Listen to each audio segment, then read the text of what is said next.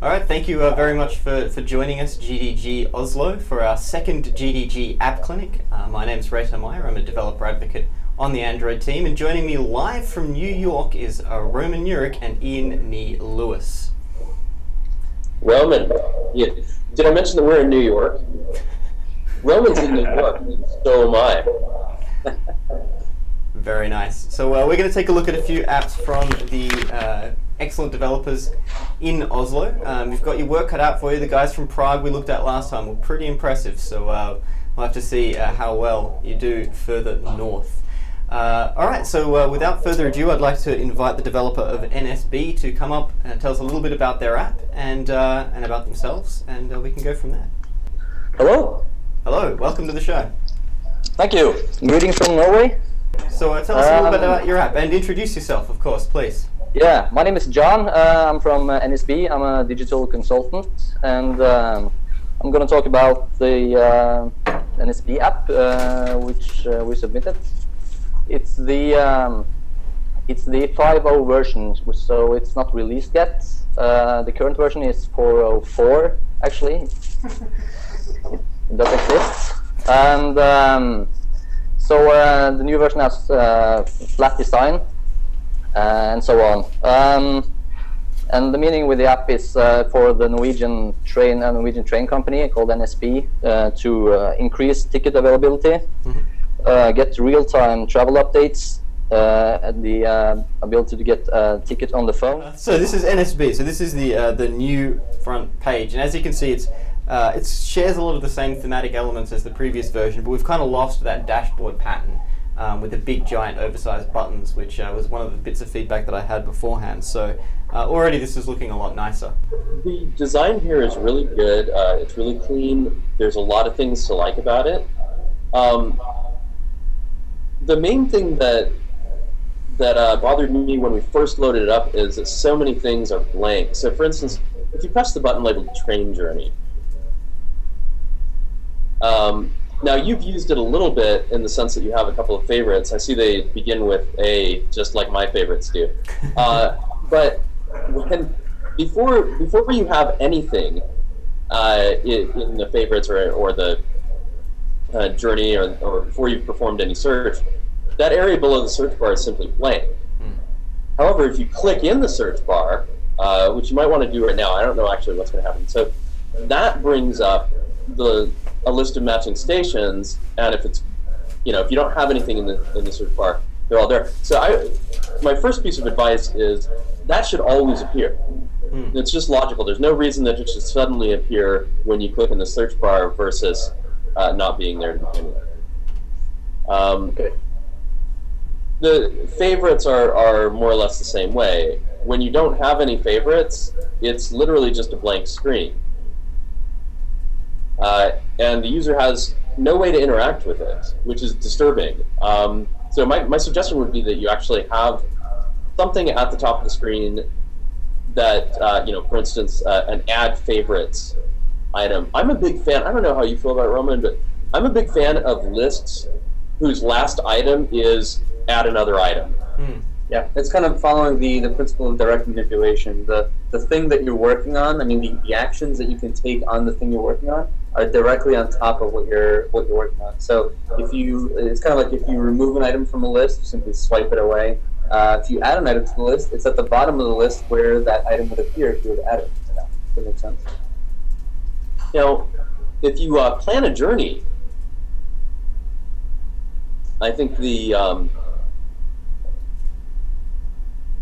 I think this is really where it shines. You set a server error, which is unfortunate. Oh dear. Yeah, it does. You can't see it on there. So now you search for a couple stations. You plan a journey from them, and with one exception, I think it's a wonderful UI. Unfortunately, with Reto's server error, the one exception keeps popping up over and over, which is your ticket is valid from spinner. Props to making a spinner that's flat. One thing we've noticed though is that even though the spinner back in 2006 was just really trendy, it hasn't aged well. It's not actually as convenient a UI as you'd think it might be. And you notice that we've moved off the spinner in some of our apps towards more direct things like numeric keypads that seem to work a lot better. Yeah, and sometimes for calendars, especially, is free, right? So you can actually use 30-day month calendars that you flip up and down between the different months. It's a little more square, so it works better in different aspect ratios. It's scrollable, so it definitely works for longer content or for longer spaces. But it's really easy to wrap your head around. So you can actually visually see the days of the week, which I think days of the week are one of the most important aspects of choosing a date, especially when you're planning a trip. You're probably planning a trip around a weekend or around a specific day, like going out or going to work, whatever. And visually seeing the place in the week that you're choosing something will give you that extra bit of context. So I definitely recommend something like a month calendar. I think that we've started using the kind of the 30-day view. Some of our apps. Yeah. When I see something like this, my first thought is, oh, I guess your project manager has an iPhone. I do. Yeah, it's unfortunate that we can't quite get to the last bit where we actually see the ticket, but I think one of the things which I noticed in the previous version, and I've seen a little bit of it here as well, is that every time you do something which requires contact with the server, we get a little flash up dialogue telling us that we're communicating something with the server. That's something which I really think takes away from the magic of how mobile phones work. I mean, we all know that it's connected to the internet and it needs to talk to your server and do all of that stuff. You kind of want your users to think that it's just a magic thing where your phone just knows how to train things. And the fact that there's an internet connection and mobile telephony, all of that is just kind of completely hidden away. So you want to try and make sure that you're not displaying any of those sorts of dialogues, particularly because usually they just come up really quickly. You just have a sort of a flash of talking to server, and if it all works, it flashes away. And you just kind of think as a user, what was that? Was that important? Should I have read that? So you really want to try and just disguise all of that unless something goes wrong. And if it does go wrong, try and be as descriptive as you can in a way that doesn't rely on understanding how your app has been implemented to your user. So something like unable to buy train tickets, no connection to internet found, something like that is more useful than server communication error, where the user is like, I don't know what any of that means, did I do something wrong? Rather than, okay, well, I can try again later because my connectivity is down, which they may be more easily able to understand. Okay, so we just got the schedule, which you may be able to see here if I can hold it still enough. I realize that's not coming through very well. You can see that's a really clean design. It's got the nice red band at the top. Everything else is monochrome, but there's a fairly good differentiation using fonts and highlighting. I think, based on the specific application, and I'm not familiar with the trains of Norway at all, but I can readily believe that they are all color-coded in different shades of gray. But if they're not, and if there is any kind of color coding, that might be a really nice additional effect, is to add some more information that's going to help people find the platform or the particular train that they're looking for. But this does a pretty good job of not being too busy, I think. I don't know, if I were to redesign this, I might just use a thin font on the city names. Yeah, that's one of the best ways to add a touch of elegance to your apps, as well as help even further tweak the hierarchy, the visual hierarchy that you get from text.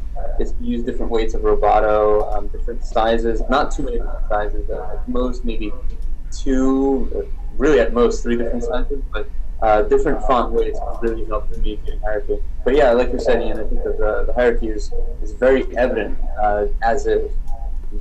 I think Roman would probably say that, putting the entire time in the same weight is wrong. Of course, the hours should be bold and the minutes.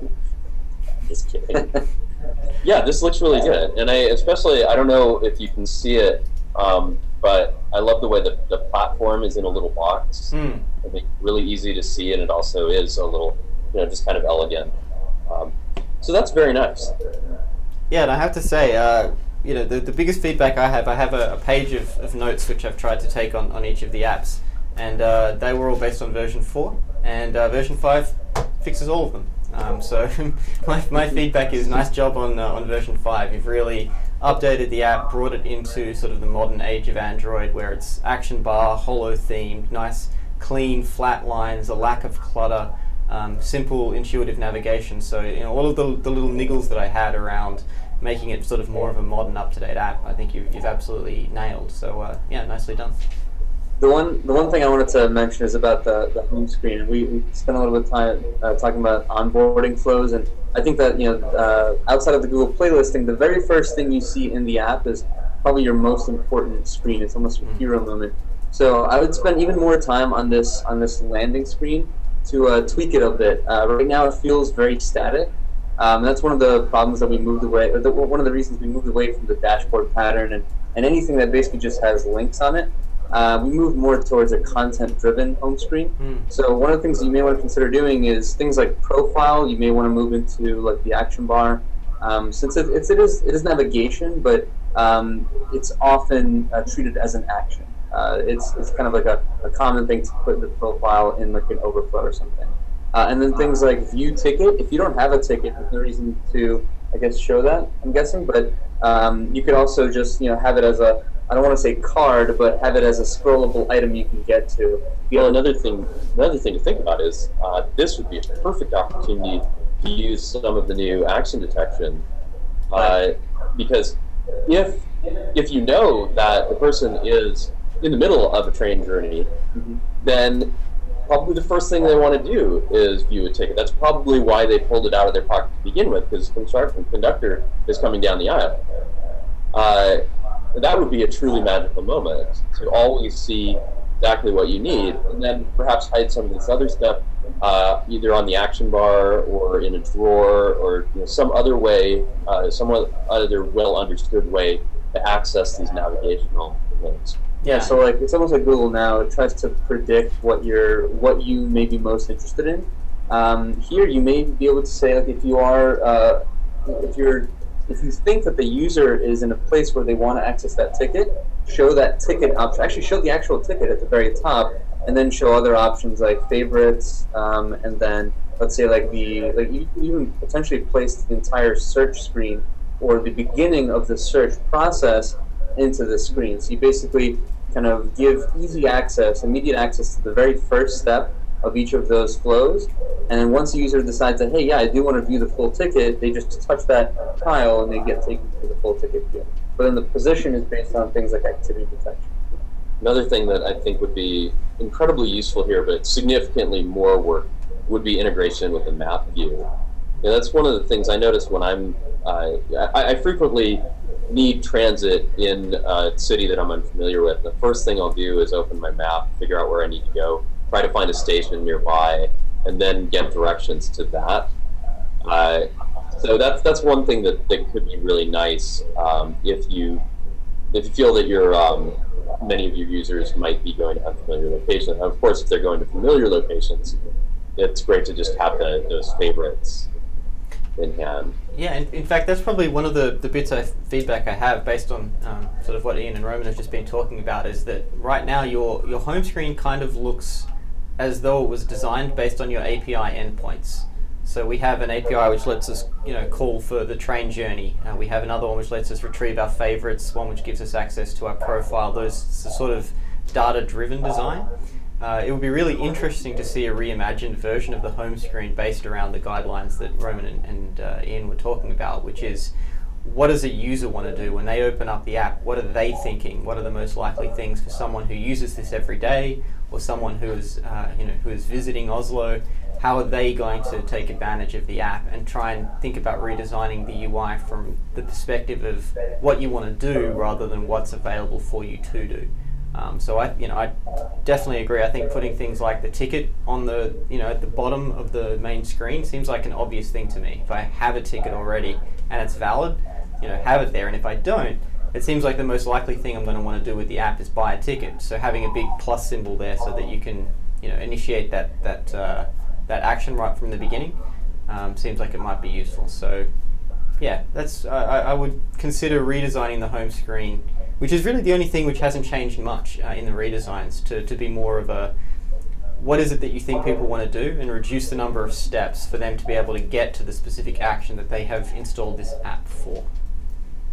Now, before we move on, I want to point out the one feature that none of us have talked about, but which is really incredibly well done, and that's localization.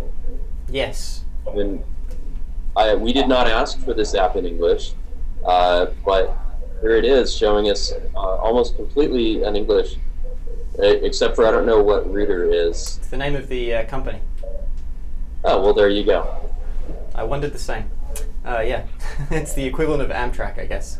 But yeah, no, I absolutely, totally agree. Like, this is something which a lot of people overlook when they're building apps for a specific location, is they figure, well, you don't need to localize the train app for Norway, right? Like, it's going to be used by Norwegian people, except when it isn't, which is what I found out when I was traveling around Italy, trying to buy tickets on Train Italia, and their website does not localize to anything but Italian, and that makes it an intriguing challenge to buy Eurail tickets in a foreign country. Everybody can read Italian, come on. Well, I prefer not to. But yeah, so that's this sort of thinking as to who all of your potential users are is really, really valuable, because suddenly you have everyone who's visiting is going to use this app because it's all localized. They feel comfortable. It looks familiar. It works in a familiar way, and they understand what it says. So yeah, thank you for localizing. It certainly makes our job as reviewers easier, and I think it's going to help to grow your audience of potential users online as well. But which languages are you localized into? Sorry? Which languages do you have translations for in your app? I think it's connected to the language in the phone, but I think it's only Norwegian and English. So, okay. You might want to add Chinese. Chinese, okay. Noted. Yeah, it's an easy one. Yeah. All right, a lot of Chinese tourists these days. That's true, yeah. All right, perfect. Thank you, John, and thank you for your patience in letting us detour around your app and come back into it. Do you have anything else that you'd like to add in terms of responding to our feedback, or things which you have planned to do but perhaps haven't had time to implement in the current version? Not really. I'm going to take the notes back to the team, and we'll discuss it. Awesome. Yeah, we're looking forward to seeing version 5 when it comes out for real. It's definitely a great job and a really good update. So nicely done. Yeah, thank you. Thank you very much. Hi, I'm Alex. I'm the creator of Phone Locator. Hey, Alex. This project started in 2007 on Symbian, when Android was just in its infancy.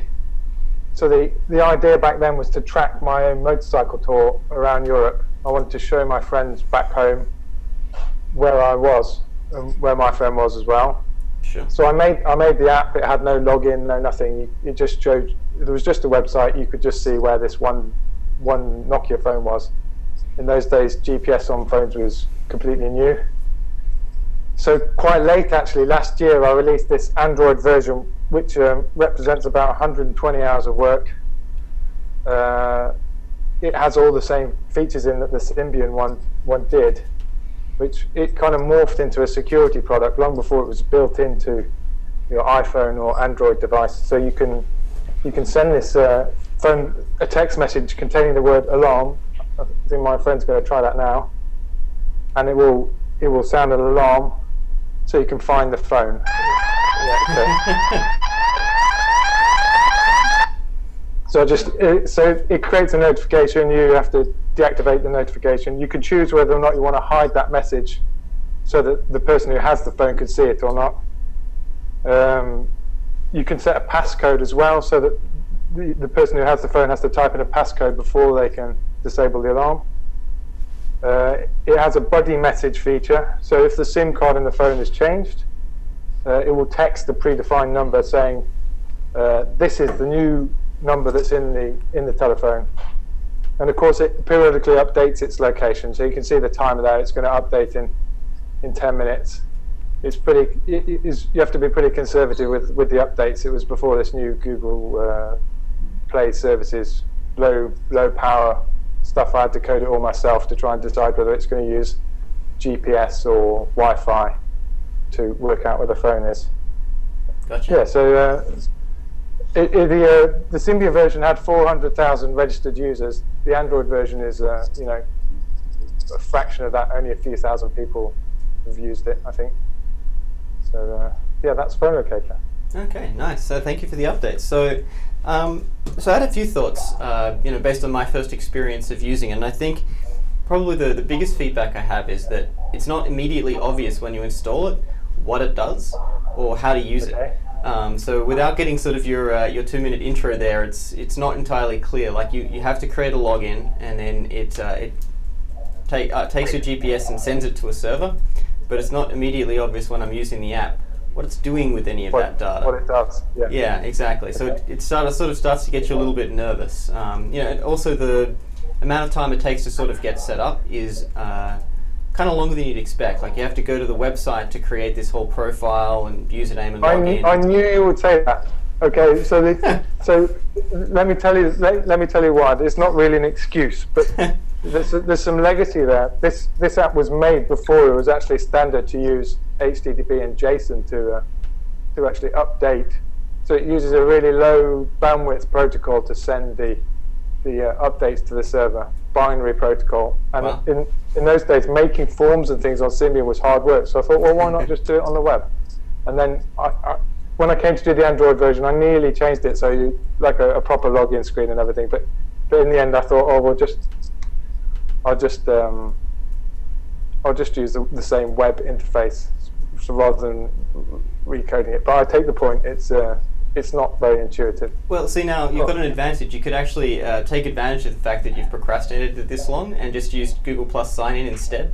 So then you don't have to do the form or anything like that. It gets simple. So you get rewarded for having put it off. But that might be a neat way to sort of reduce the friction of that initial sign-in flow. I would like to say one thing about that. So there's two things that are really important about the beginning of your app. First is that you can do something without having to log in. It's something it's difficult to do, but in this case, for instance, there are some features that you could enable without logging in that might give the user some idea of what they're getting into. But the other thing is to make the login. So how could that look? Well, for instance, in this case, you can set your buddy message. I think there's like a couple other things you can, some settings and things like that. Now, obviously, the app has no functionality, but for instance, the screen we're looking at now could give some message like, you would have a next update in 2 minutes if you were logged in, which you're not, and then have a facility for logging you in. Sure. The other thing that you want to think about, though, is how many clicks it takes to log in. On the website form, it's a lot. And I completely agree with the previous comment. It's got to change. This app is actually going to be retired and replaced with a new brand and something completely awesome. You want to potentially a similar thing you could do, and this is all part of kind of that onboarding flow, which is so important, especially if you ever get featured. A lot of people get into your app that don't know about your brand, don't know what it does. One of the things you could do is say, here's your current location, like let's say we're in New York, and then maybe even show a preview of the website. And this is kind of crazy, but maybe show a preview of the website showing the map with your location, saying here's what you would see if you were on a computer and you had the service. You would see that your phone is in New York. So you could almost use the live data, see where the person is because you don't need to log in to get their location, and then just kind of show a fake version of the website showing that location. That might be some way of communicating the value using kind of this direct, kind of in a direct way rather than just talking about it. Remember that we've done a lot of work to make it easy to download and install lots of apps. So one usage pattern we see a lot is that people will search for a term, install 5 or 10 apps that seem to have associations with that term, and then they will uninstall the ones they don't like after about 20 seconds of use. So the first 20 or 30 seconds is absolutely crucial. In fact, I'd even say 5 seconds is crucial. Yeah. Okay. So you've only got it's like a web page. You've got a few seconds to impress, and then that's it. You've blown it. Exactly. Yeah. Cool. And just on that point, it's not even after you install the app, before you even install the app, right? So the screenshots, the app icon on Google Play, the description, all of that is part of that user experience, that initial onboarding experience. The very first time the user kind of has any sort of communication with your brand or any sort of interaction with you is through that. So that is even before you even get to the app. Yeah, it's a very kind way of putting it. Thank you. So I've got a new brand. It's made by a designer, not by me. I'm a developer, and it looks really cool. Awesome. But by the way, this app is open source, so anybody who's watching and wants to get involved, then that would be brilliant if they can find me. It's on GitHub. Excellent. So a couple of other points along the same lines. I think probably the biggest feedback is based on where the app has come from, right? So it's an app that's been around for a long time, based originally on Symbian, and I think we all know that the world has changed significantly in terms of the way mobile phone apps look and work, since that time.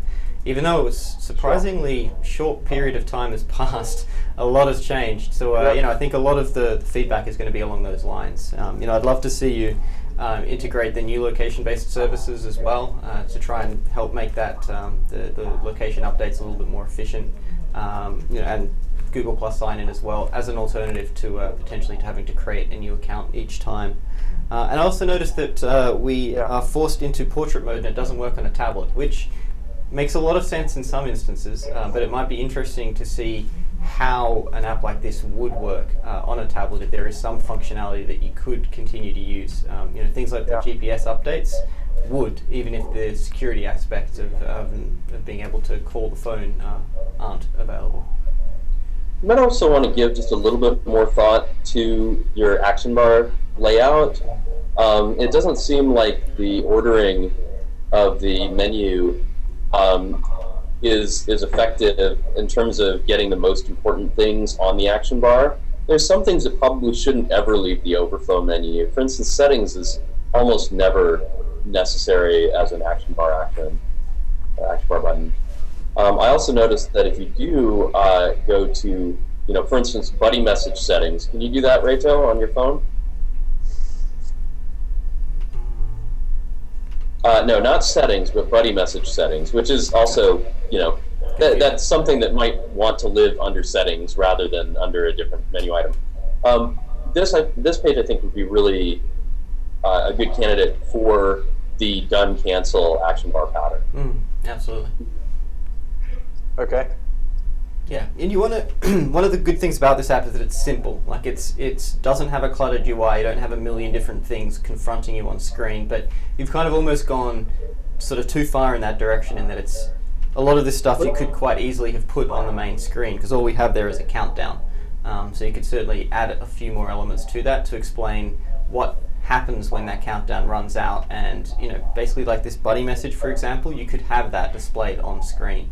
Have the if you don't set the buddy message, it does warn you that you've not set the buddy message. It does on the main screen, but it doesn't tell me what that means. It just says you haven't set a buddy message, and it's like, okay, is that a bad thing? Yeah. In fact, I don't even know what a buddy message is. Precisely, Sure. I'm still not sure what a buddy message is. So this is what we get. You haven't set a buddy message, and you have the button to fix it, which is good that it's an actionable prompt to be able to go in there and fix, but again, you have no idea of what the implications are. And as a user, the first time I open up the app, this is what I see. And so I'm basically being told, hey, you're doing something wrong. You haven't done this thing yet, so, I don't even know if you deserve to use my app. Which isn't really the kind of feeling you want to give people, right? You want to make them feel happy, feel like they're doing the right thing, and that if there's something which isn't set, it's, I'm sure you just haven't gotten around to it, or, here's a thing which we could use to make this app even more useful to you. So you want to provide a little bit of context. You want to try and be more positive in terms of the messaging, in terms of this is what this will allow you to do, rather than, hey, you haven't done this thing. Okay. Cool. So I think that's about all of the feedback that I had. I don't know if there's any more specific stuff. The thing is, it's not particularly complex, which means that once you get kind of past those initial sorts of bits of feedback, there's not too much else that we can provide at this stage. But hopefully that's useful for you. Is there anything else you want to add? Thanks very much, guys. Really appreciate that.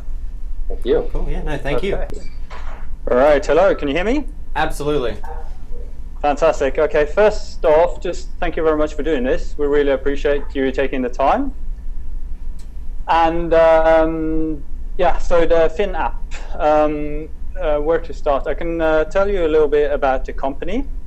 It's a reasonably recognized company in Norway in terms of a lot of people know who Finn are. We have about, the website have about 3.5 million visitors a week, unique visitors, and there are like 5 million people in Norway. And it's a marketplace for properties, bits and pieces, cars. It's a place where you go to find jobs, etc. So so what we've done is we're actually in the process of making this Android app. It's an alpha at the moment, and it's a few months away from launch. It's the first time we're actually showing it off to anyone outside Finn. So that's pretty cool. Thank you. Yeah, that's quite an honor. And the idea behind the app is to make it faster for people to access the content of Finn. So at the moment we have a sort of like a web platform for mobile phones, and what happens is that if you go onto Finn, you have to go through a number of steps in order to do a search. So what a lot of people do is they go onto Finn and then they dream about, like, upgrading the house or wherever. So they spend a lot of time searching through the things that are on Finn.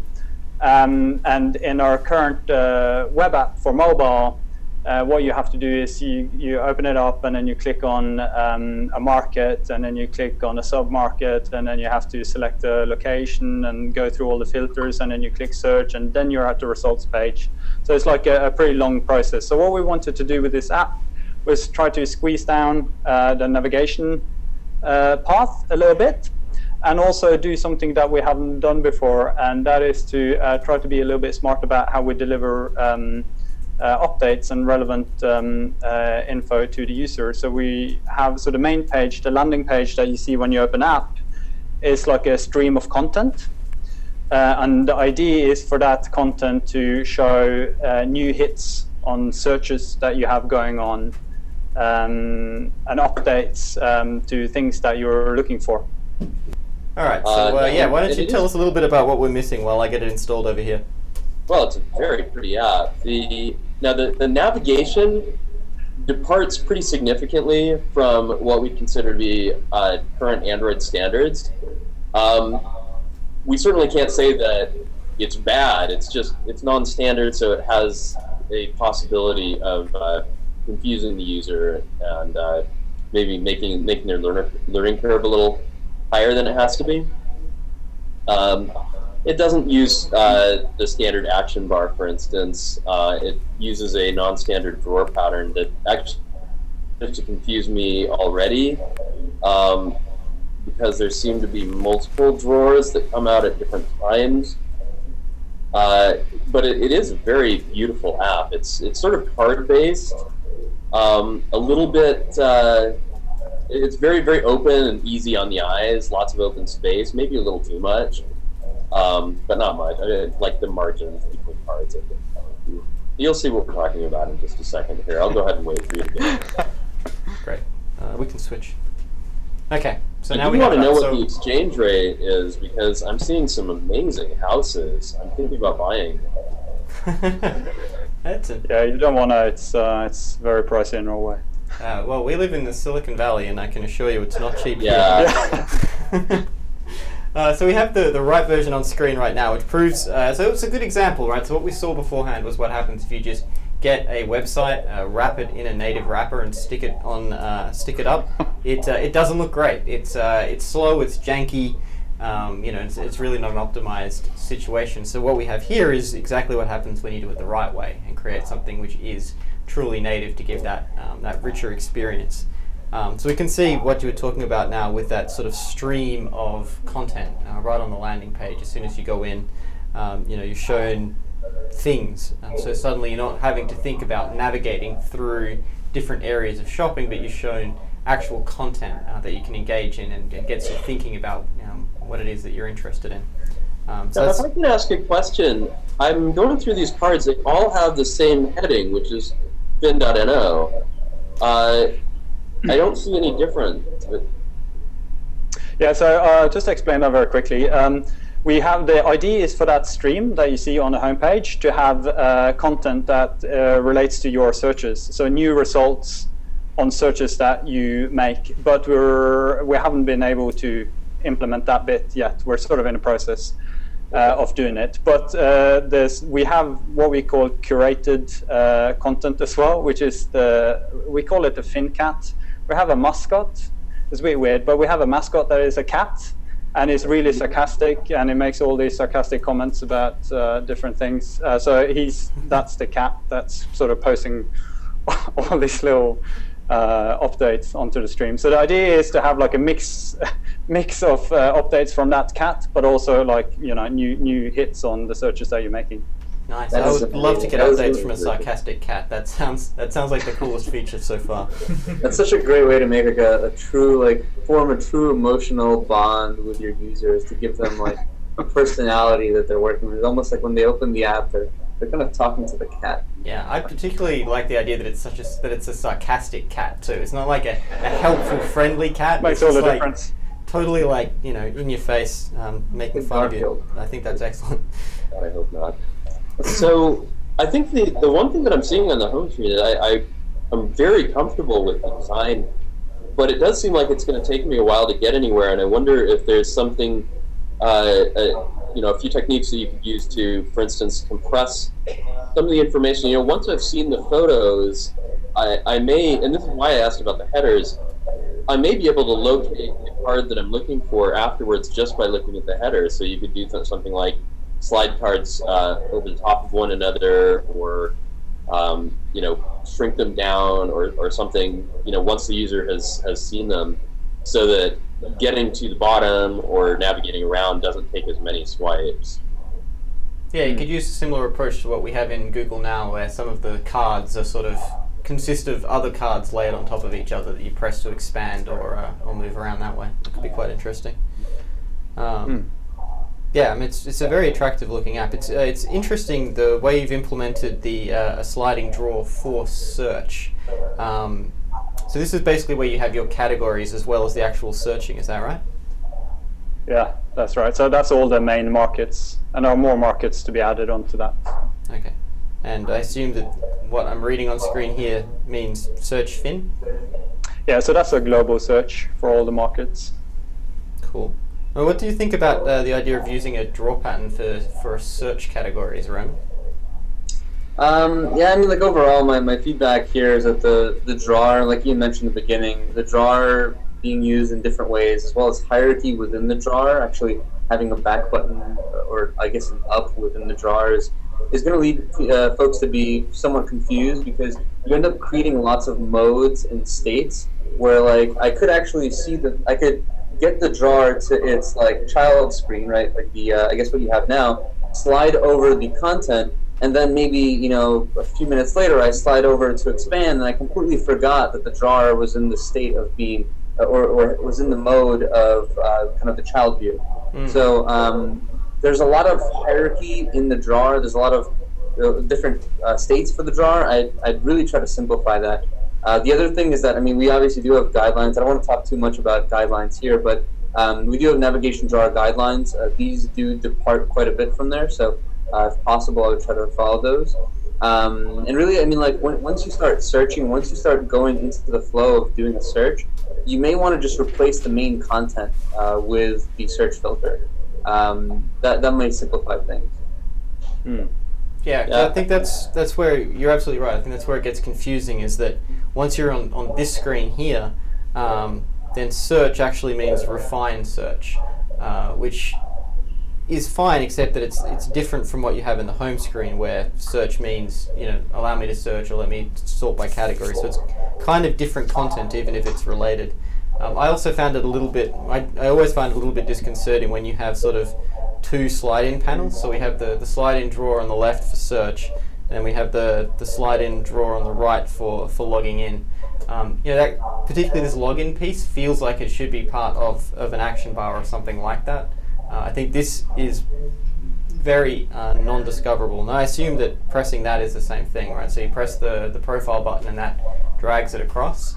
But I think, you know, the idea of the way that we use, you know, there's the slide-in panels and the drawers, as Roman says, this is very different from the way we have on the design guidelines, and so it can be a little bit disconcerting or counterintuitive to users who are expecting it to work in a certain way. Yeah, it's sad though, because it's absolutely beautiful. Oh yeah. The action here, the animation, the colors, it's really, really nice. Oh, definitely.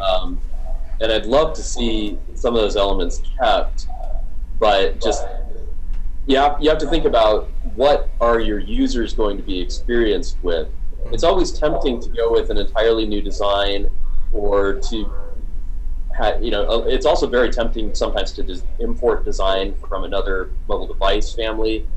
But you have to remember, you know, someone who's had their Android phone for a while, who loves it, will have interacted with a lot of apps that offer similar navigation and functionality to yours, perhaps in a different vertical. And this will be a learning experience. And learning experiences are sometimes fun, but they're often frustrating when you have a task in mind that you want to get done. Right. I just want to mention that we're actually struggling a little bit to find a suitable pattern. So we did look through quite a few Android apps and Android guidelines, and looking for something that sort of combined, you know, drilling into our market and also having the filters there. Part of the reason we did it like this was because it's sort of scaled up quite nicely when you're on a tablet, so you can have the filter like constantly available on the left-hand side, so you can tweak the filters while seeing real-time updates of the results on the right-hand side. So it works. We thought, like, you know, this was something that we kind of know that it's not optimal, but we didn't find a better solution, to be honest. Yeah, and I hear what you're saying. I think for tablet layout, it would look great. I think it's exactly the sort of layout that you want to use, where you have everything on screen. You know, here it almost feels as though I think it's as well, rather than any individual problem. It's more of a combination of a lot of paradigms that are being used slightly differently from how you would expect it. And so then as a experienced Android user, you start to get confused as to what you need to do to navigate around. It's primarily around navigation.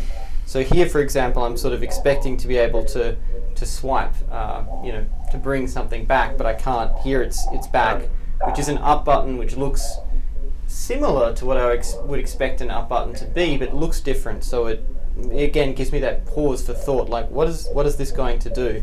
So you're never quite sure how to navigate back to where you're from, because here I need to either hit back, or I need to bring my navigation drawer back and then hit back in order to return to the previous menu. That's kind of unexpected. I never expect to have to slide out a drawer before I'm able to navigate back up in the hierarchy.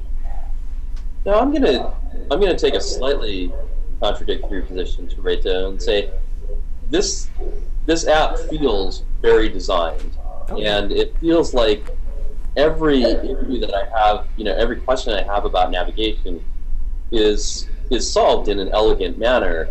I do agree that it's completely non-standard, but I think we should recognize that a lot of thought has gone into this. And there's some interesting problems. What I would really love to see, if Roman's up for it, is to have this be an Android design in action candidate, and talk a little bit about the challenges that you faced, how you solved them, and see if we can find something that fits into the Android standard that solves them as elegantly.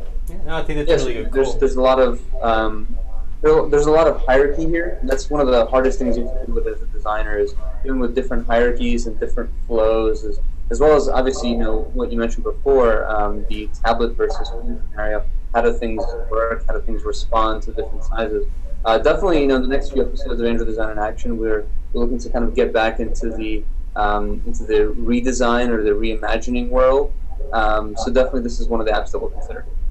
Yeah, I think it's one of the challenges that I've seen this a lot from apps which are trying to do, some sort of shopping or anything where you have to navigate through multiple categories and then do multiple sort of filtering, on each of those categories. It becomes a real challenge. I've seen people try and do it using drop downs in the action bar or having, the filter controls here on the top of the screen, but then that obscures all of the content. So yeah, I've seen a lot of apps try.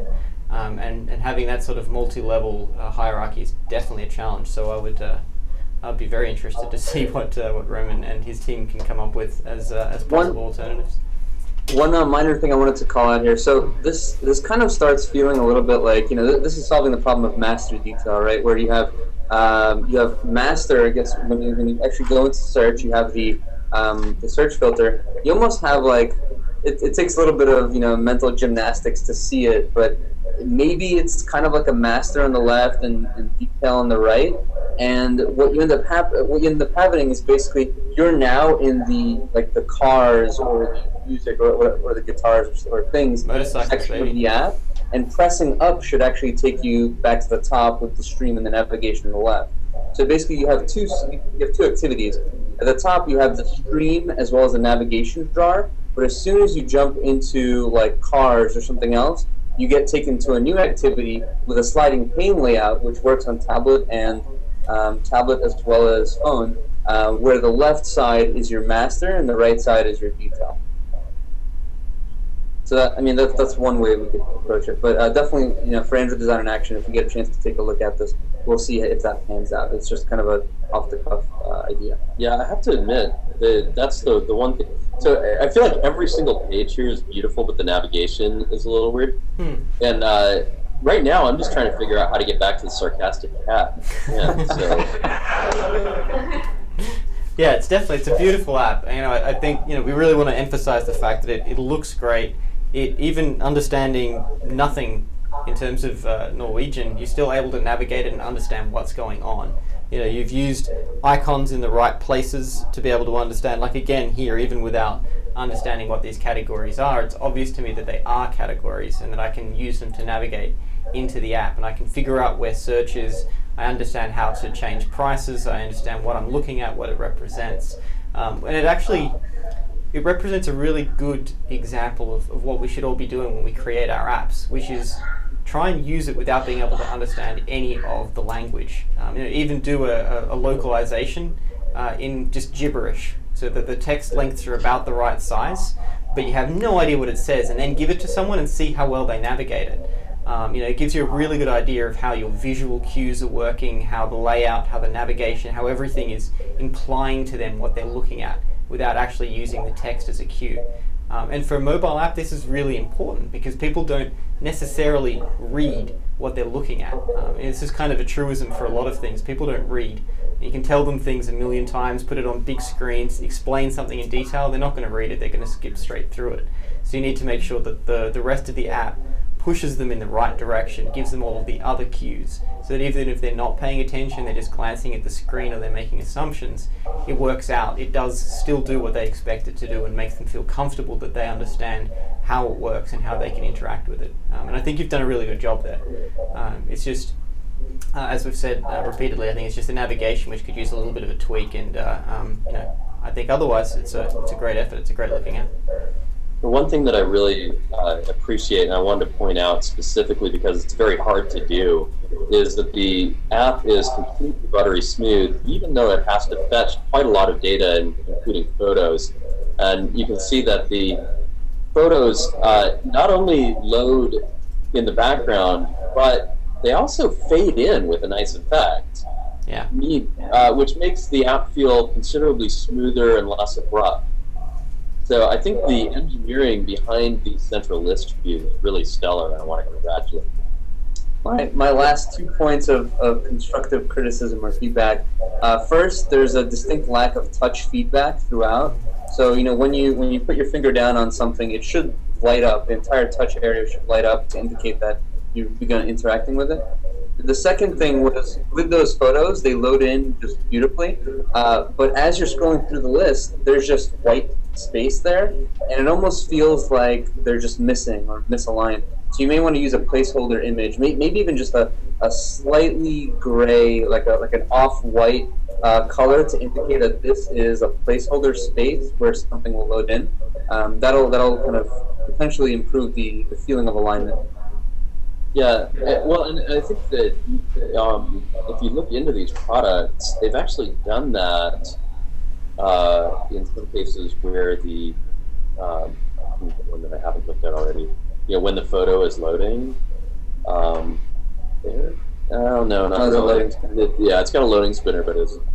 Yeah, I like the idea of a very slightly darker gray box. Yeah, just something so that you know something is going to come. I think is a really good idea. Everything, I love how buttery smooth everything is. I like that you've done, that you can tell a lot of thought has gone into how much pre-caching you do. So when I do load up a page for a new article, I can swipe once or like 2 or 3 photos and they're there instantly. But once I start to go much further, then it's going to do the reload. So it doesn't aggressively download all 9 photos, but it will get the first 4, the ones which I'm most likely to look at. Those little touches can make a really big difference, so nicely done. The other thing I'm really a fan of here, Reto, I want you to check it out. I don't know how you feel, but I feel like swiping through photos, obviously I want to either look at one or the other. And I've worked with some apps where you really do need to swipe it all the way across as a big finger gesture. If you notice, this, after you've moved about maybe 5 or 10 millimeters, it'll simply swipe over to the next one. So it just takes a very tiny gesture to get it to move from one photo to the other. I really appreciate that because it saves my thumbs, and my thumbs are arthritic. So. Yeah, I'm not quite seeing it happen that quickly. It needs to go about halfway as far as my eyes can see it. Yeah, it's definitely velocity sensitive, and I think that's probably appropriate. Oh yeah. So if you try, yeah, it's a very small throw. We'll transfer. Yeah. Yeah, if you, cool. Yeah, once you get above a certain velocity threshold, and that's great. I mean, that just feels really good. I think it's an excellent gesture. So the only 2 other things which Roman has prompted me on, which are worth noting. So one is that where you have the action bar icons up here, they don't have tooltips associated, so you want to make sure that they do. So if people long press on these, we'll tell them what it is that they're trying to accomplish, which is always useful, particularly for people with visual impairments. Those sorts of things make a really big difference. And while we're talking touch targets, it would be, I think, really useful to allow users to select some of the text in the description fields for the items that they're looking at. So you do have a mechanism for sharing, which will allow you to send a link to that particular item to someone. Great, really useful. But I think it would also be useful to be able to quickly and easily select things like the price or the description so that they can take that, cut it, paste it, put it into something else, maybe an email, maybe a document, Google Keep, whatever it is that they're doing to try and keep track of things. So I think adding that flexibility, I think, would be really, really useful. By the way, going back to what we were talking about in some of the other apps about what can you do when you're not logged in, right? Check out, press a little heart button, which in my opinion should probably be a star, but heart, whatever. Now, there's no explanatory text here, and there probably should be, but this is a good example of how you can provide value without being logged in. Right? You get to a point in the app where you have to be logged in this case to set a favorite, and you're given the opportunity to log in there. At least I think that's what's going on. I believe so. I think the one comment I have here is that it doesn't appear to be a way to create an account if you don't already have one. Is that because you can't? No, it's coming. It's coming. we just haven't gone around to it yet. It isn't completely finished. I'm outraged. So the other thing, and I know that given that this is a retail store, and I know how this works, and I'm sure that you have your own database of people's profiles which you're creating on purpose. If it doesn't have this complicated back end, it would be interesting again to think of using something like Google Plus to simplify that login process so that I don't need to go through and create an account. I hate creating accounts on my phone. I very seldom do. It's usually a good reason for me to decide not to use an app if I have to go through this whole process of doing something. Whereas with Google Plus, it's much easier. It's just a one-click, log in and then accept. So something to consider if you don't have restrictions preventing you from being able to take that approach. And this isn't just a plug for Google Plus. There are other apps. For instance, in America, it's very common to have a Twitter or Facebook account on the phone. Any account provider that's installed an account provider plugin on the phone will offer your users a one-touch login. So if you want to log in with Twitter, you want to log in with Google Plus, you want to offer multiple options, that's fine. The most important thing is that they can log in with just a couple of touches, because that will keep them coming back to your app. That will prevent them from uninstalling your app out of frustration because they don't have an account. So you'll see a greater attach rate if you use it. It's also a really great way of maintaining users across devices. So if they get a new phone or if they buy a new tablet and are able to log in and get all of the customizations that they did for free without having to remember the username and password that they created 2 years ago, it really helps just to encourage people to, as Ian said, log back in and keep using your app. A lot of people that run very popular services don't think this is very important because they know that many of their users have installed this app because they love the service. But if you look at the way the trends are going, that's not going to last much longer. There's been a period of several years where mobile uptake was driven by users who had used the website and enjoyed it and wanted the same thing on their device. But if you look at our statistics for usage, we're seeing many more people interacting with the web and with services on their mobile phone, to the point where it's very likely that the majority of your new users will come from a mobile experience in the future. So being able to offer them the quickest possible path to useful behavior and useful functionality is going to be really important to your bottom line. Yeah, absolutely. I mean, it's all about retention as well. I mean, I went through the process last weekend while I was shopping of trying to install and register my Safeway app while my wife was shopping, and I was pushing the trolley trying to get the Safeway app installed, and I had to create an account and then associate it with my Safeway card, and the whole thing took like half an hour, which was fine because it beat shopping, but wasn't the best experience in terms of encouraging me to actually use the app, let alone recommend it to anyone else. So, it's about retention, it's about getting to a point where you're driving a lot of new users from mobile devices. I think, as Ian suggests, we're kind of heading to that direction now, where you're going to be getting more and more new users from mobile, particularly younger users who just use their phones for everything. Never had a desktop, barely use their laptops. So yeah, definitely an interesting area. Check out that Moto Guzzi, that's awesome. Yeah. There's a lot of nice things here.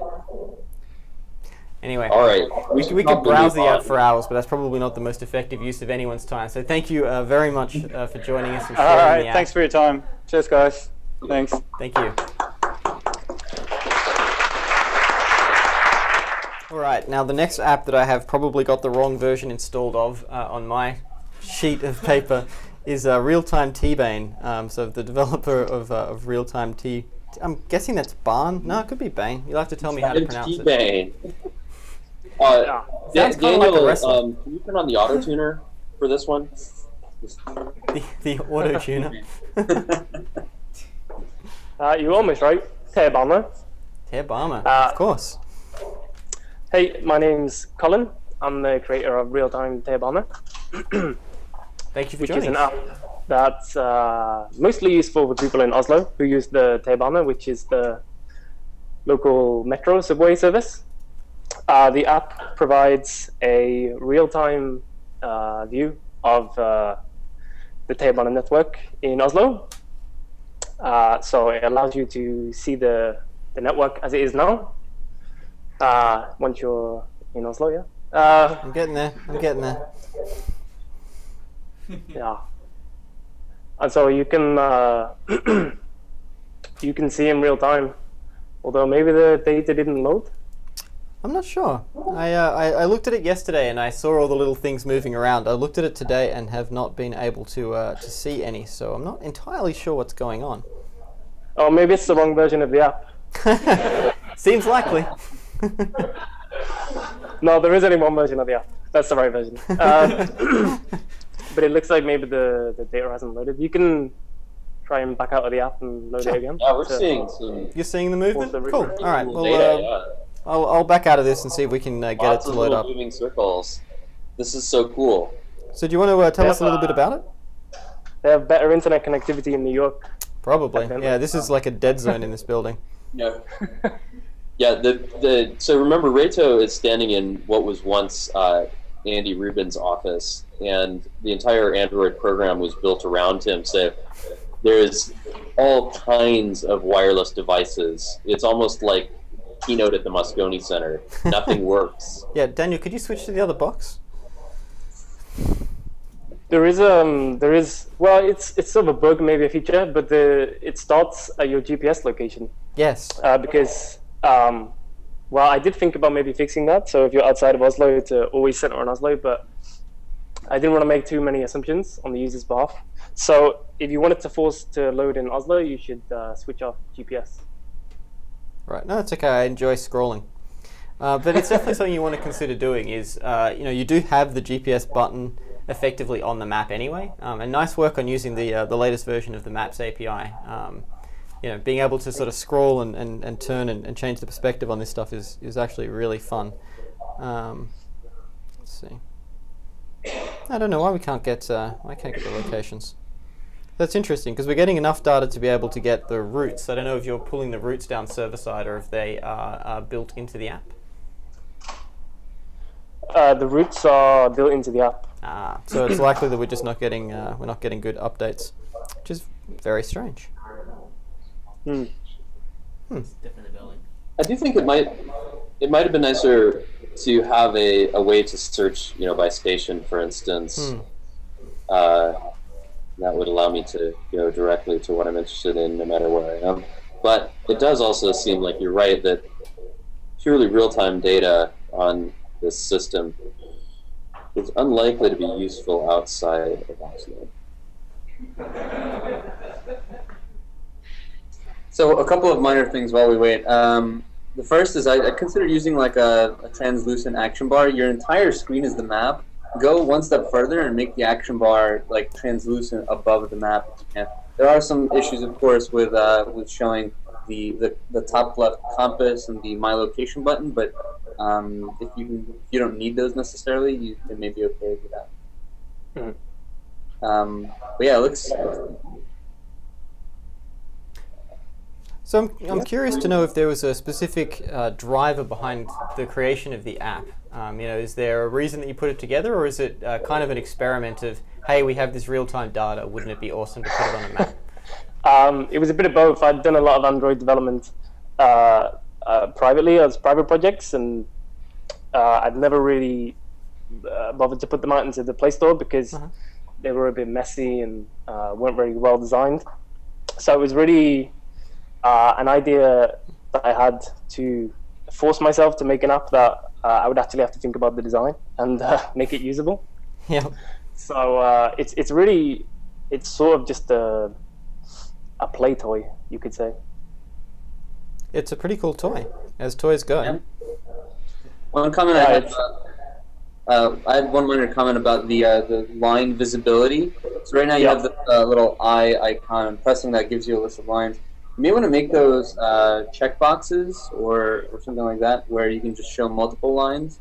If you decide that it's really it's not useful to see lines 2 and 3, you either want to see one of them or all of them, then it's fine. But it is an option. You could use checkboxes. Yeah, I did think about it. I tried to make the main use case the simplest. I would rather I think most people are going to look at one line. Yeah. So I would rather make that the main use case. But I did investigate that though. I think the one thing that I could suggest, this is just a sort of bell and whistle thing, but it would be really cool if each of these circles had some sort of extra data, perhaps an arrow or something, so that you knew which direction it was going. Now, obviously, I can sit here and watch the circles move, and I know basically which direction they're going. But for instance, if the train was broken down, I wouldn't know which track it was on. It also relies on your memory, like your short-term memory across a number of different things on the screen to recognize which way it's going. So having an arrow is a great idea. I think it really helps provide an immediate at-a-glance view of what's going on. And maybe you add the arrows only at a certain zoom level, like when you zoom in to the point where you actually can distinguish the different blobs. Like when you're zoomed out, you see kind of all of the blobs all on top of each other, and the arrows would even further clutter things. But when you're zoomed in, you may want to add arrows. Yeah. But yeah, it's a really nice app, particularly when you're actually seeing the movement of the trains. I'm really not sure why they're not coming up yet. We do have internet connectivity, and it does seem to be loading, but it definitely doesn't seem to be coming up. Such as you were really missing out, Reto. It's kind of awesome. Yeah, I've got it on my other phone, and it looks great. Just not the phone we have connected to the internet to the overlay. But yeah, I don't really have a lot. I need it is well, no, actually, I've got two. So first, there's a circle up at the top of the screen. It has an eye in it. That appears to be basically just a data provider. I would suggest that that's probably less important than the share icon, which is hidden in the overflow menu. You might want to switch those around. Sure. Cool. I'm not very good at bugging people into sharing my app. Oh, it's to share. It's to share the app. Oh, well then just take it out. Yeah, it's just a link to the Play Store. I thought you were going to share like a route or something. Actually, yeah, what is share? That's a good point. And then also, you've got a when I click on a particular car, it looks like I should be able to press this little pop-up that comes up. Mm-hmm. And in fact, sometimes when I press it, it actually does change color, as if there was some activity associated with it, but there doesn't seem to be. And actually, it's stopped changing color now. I'm not sure why. Yeah, but it would be cool to, at that point, get into a detail screen for that specific, I guess, vehicle, and then from there maybe share its projected route or something like that. Something more than just kind of showing it on the screen. But yeah, I think the utility of this app is probably obvious to folks that are using this transit system. Yeah, I think that's more a bug report than anything. And I'll make a feature request too. I think if I were using this app, I would also want to click on the station and see when the next train is arriving. You have that information if I click on the train, but if I'm at a particular station, I might be more interested in when I'll see the next train at that point. Yeah, also, I was a bit worried about cluttering the map with too much information, so I wasn't really sure of a clever way to do that, because obviously once the trains are on the map, which they're not at the moment, it's quite a lot of data on screen at one time. Yeah, but you're already showing the station. It's part of the Google Maps. There's a little T in a circle. Yeah. So, and in fact, if I were in the Google Maps application and clicked on this T, that's exactly what I would see is the trains that were available at that station. I don't think I'd see the real-time data. That's the value that you provide. Mm-hmm. Yeah. The other thing which might be useful as well is to provide some kind of link into to Google Maps, so that once you're looking at something here. So again, if you're a local resident of Oslo and you know where the stations are and you know how to get there and everything else, and you are really just looking to get an update as to basically how long you need to wait for your next train to arrive, then then it's fine. But it may be worth considering. Visitors, people who are new to the city who might want to download the app and be able to find out how to get to that particular station from wherever they are. So rather than building all of that into your map, which I think is fair to say would be overkill, would be able to have a way of being able to, as I say, when you press on a station, be able to say, get directions to here, which then kicks you out into Google Maps to actually, show you how to get there. Mm-hmm. Yeah. Yeah, it's a nice app. It's really well designed, really clean, really uncluttered. Yeah, I think it's a really good effort. Reto, you're the location and maps guy. there isn't a way to install a layer provider in the Maps app, is there? No. That would be cool, though, wouldn't it? It would. I think we used to call it My Maps. I think you can open a KML file in Google Earth, potentially, but that's nothing like this, though. Yeah. Yeah. Cool. All right. All right. Yeah, thank you very much. Thank you. All right, so I think that's all we've got time for. I'd like to thank Hans for organising GDG App Clinic Oslo. So round of applause for everyone for your organiser. So thank you very much. Thank you. All right, thanks guys. Got it. Bye.